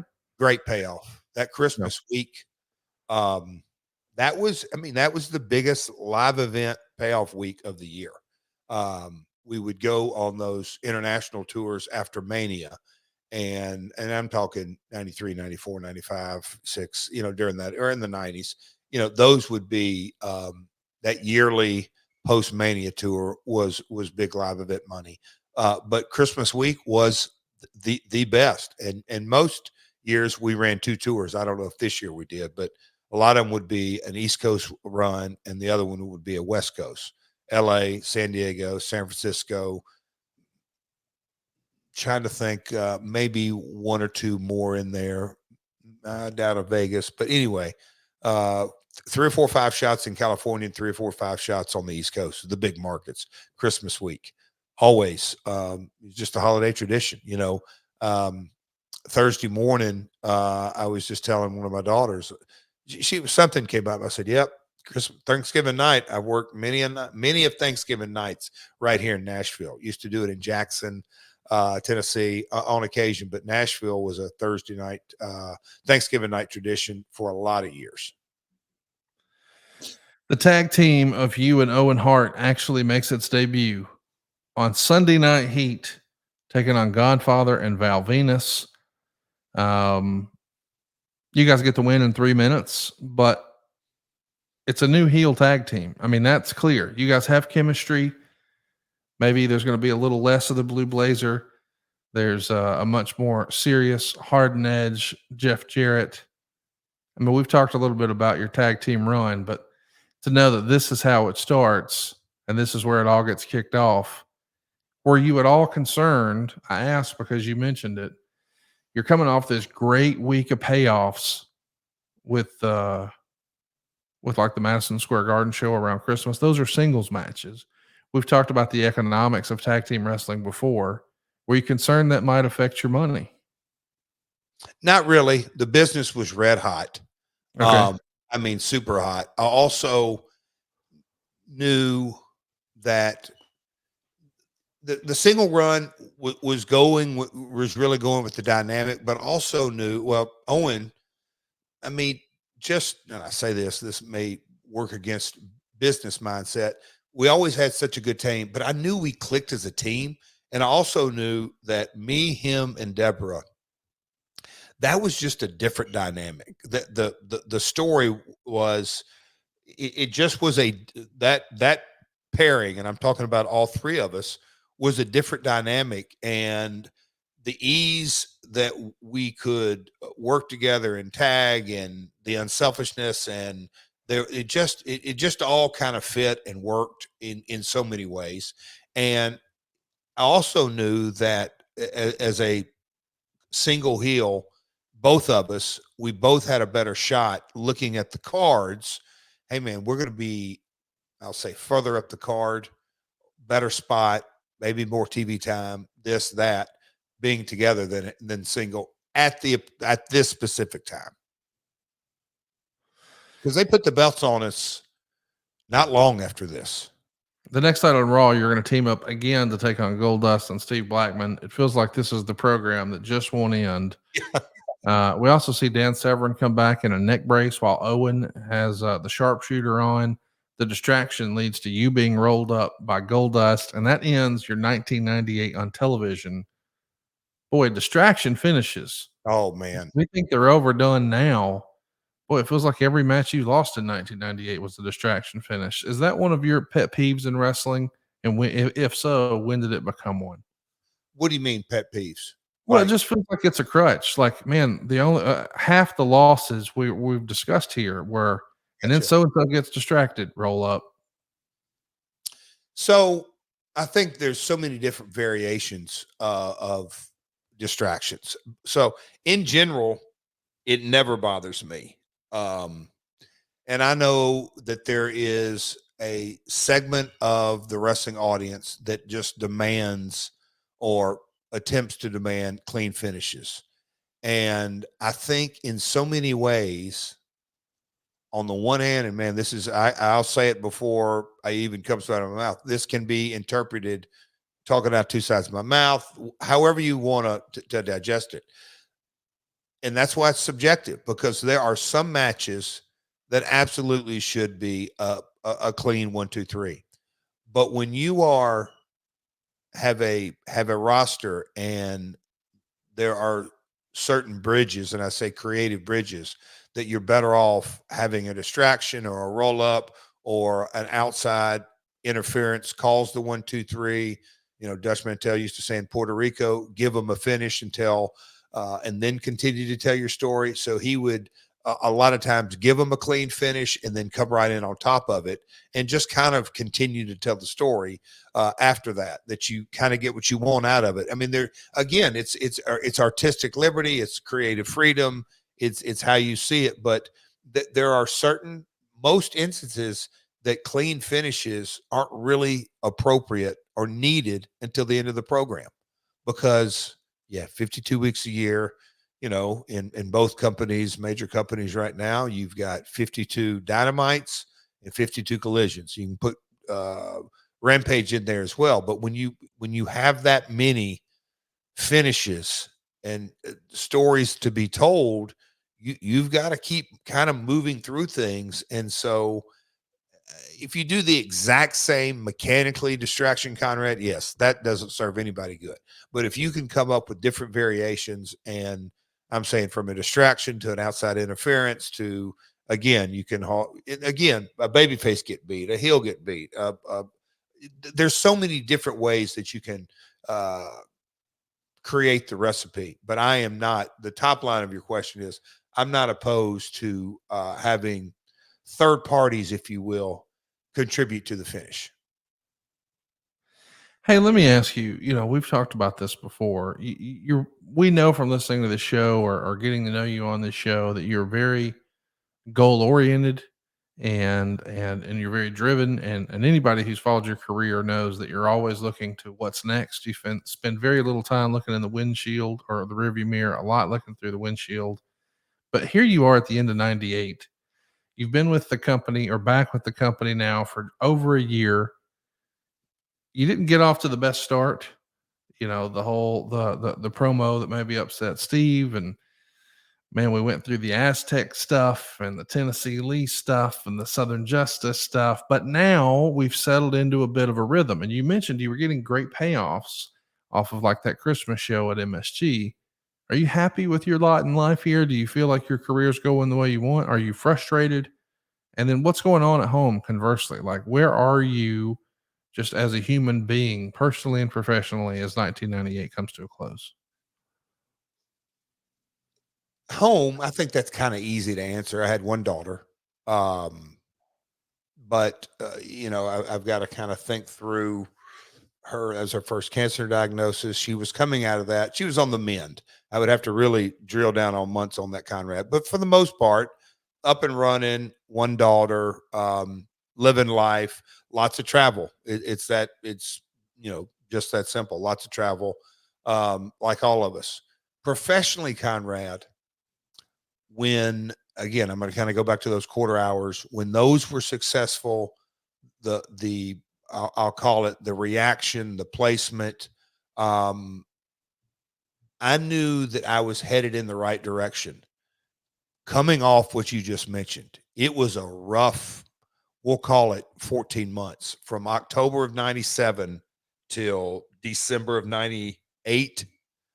That was not the easiest 14 months of my career. It was an up and down struggle, just because, not to be repetitive here, but, getting in there and doing the Double J character and the leaflets and Tennessee Lee and the Sawyer Brown and singing, and Steve Blackman was even a part of that angle. And it wasn't for, I mean, Vince McMahon, he was like, we're going to make this work. And again, Stone Cold was red hot, DX, just all the different characters.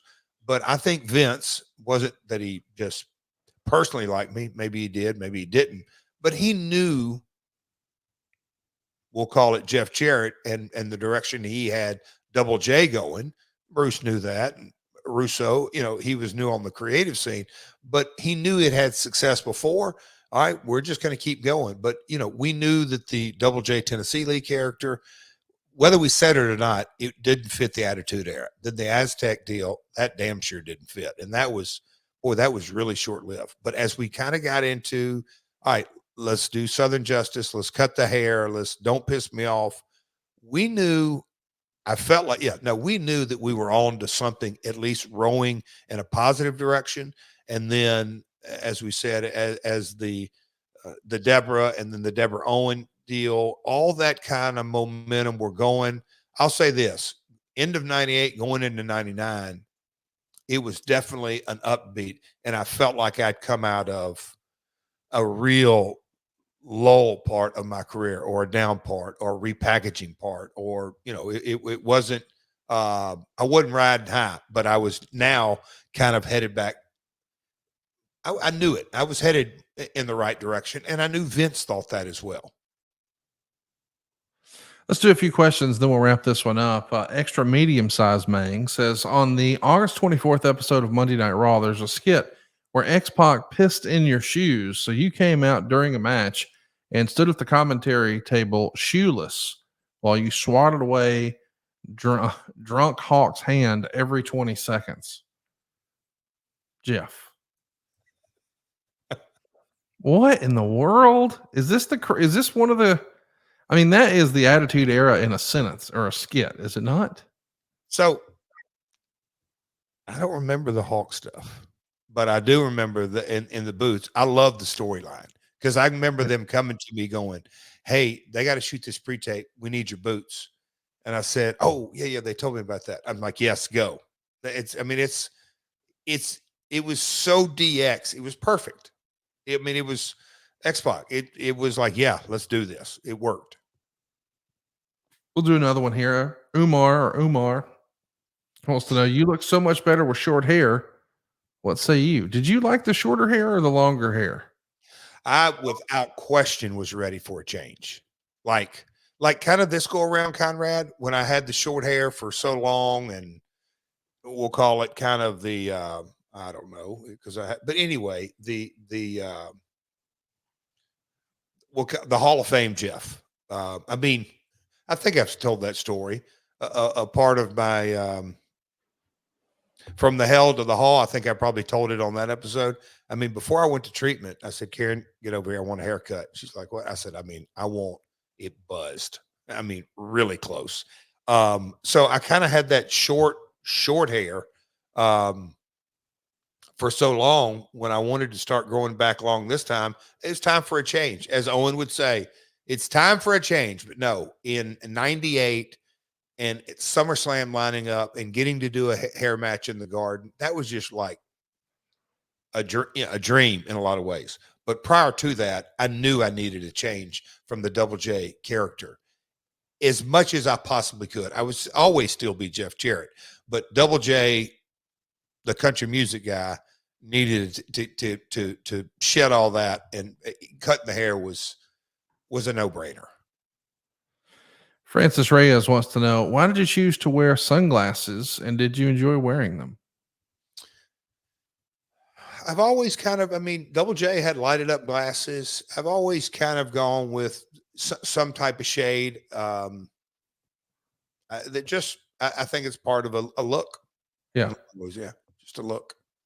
Well, next week, we're going to take a look back at some of the crazy gimmicks in TNA and Impact Wrestling. We're going to look at the Ultimate X, the King of the Mountain, and everything in between. That's what we're doing next week. In the meantime, though, if you'd like to target men for your business, if you're looking for dudes 25 to 54, boy, we got them here.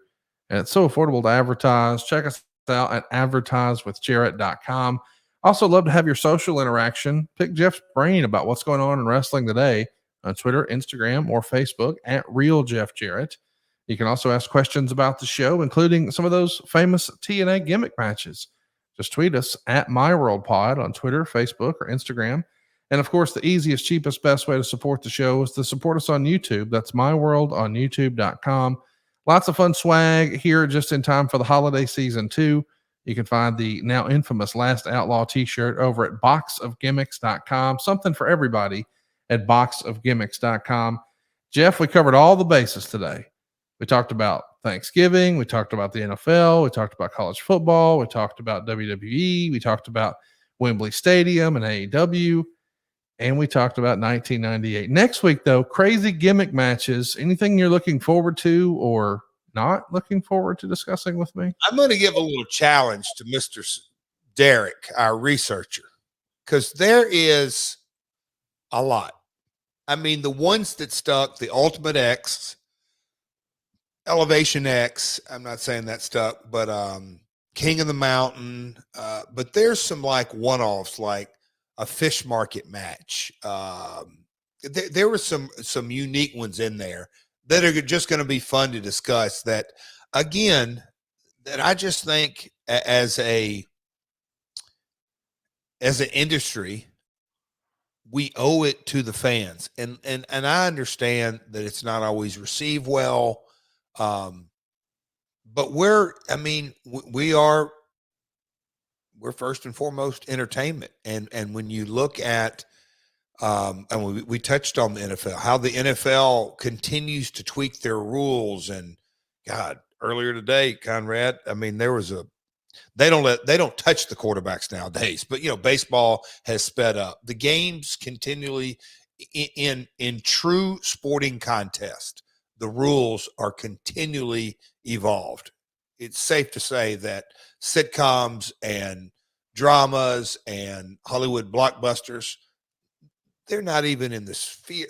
Everything continues to evolve and produce differently. Why does wrestling have to stay the same? I won't even get into the 4-sided, 6-sided, and that silly argument. Anyway, I just think innovation is a real pillar of what we do. And I'm talking about from matches to technology to how talent interacts with people online. I mean, we could go on and on about this, but as it relates to matches, sure, sometimes you're going to completely strike out, but you're never, ever going to find out what works if you don't give it a shot. And I'm not saying you just do gimmicks to do gimmicks. Don't misinterpret that. That's not what I'm saying. But I do think you can challenge yourselves and try a little something new here and there, and it's for the benefit of the fan and for everyone that kind of works. So you have 2, maybe 3 that strike out. But is it really the end of the day? No. Well, we're not going to strike out. We're going to be back at the plate next week talking about those silly gimmick matches, the good, the bad, and the ugly of TNA. Coming up next week right here on My World. And in the meantime, be sure to check out our archives. That's My World on YouTube.com. Jeff, I appreciate you rolling with the Tide this weekend. Cross your fingers, say a prayer. We're going to need you there. Need all the support we can against those Bulldogs this week, but roll Tide no matter what. And we'll see you next week right here on My World. Peace.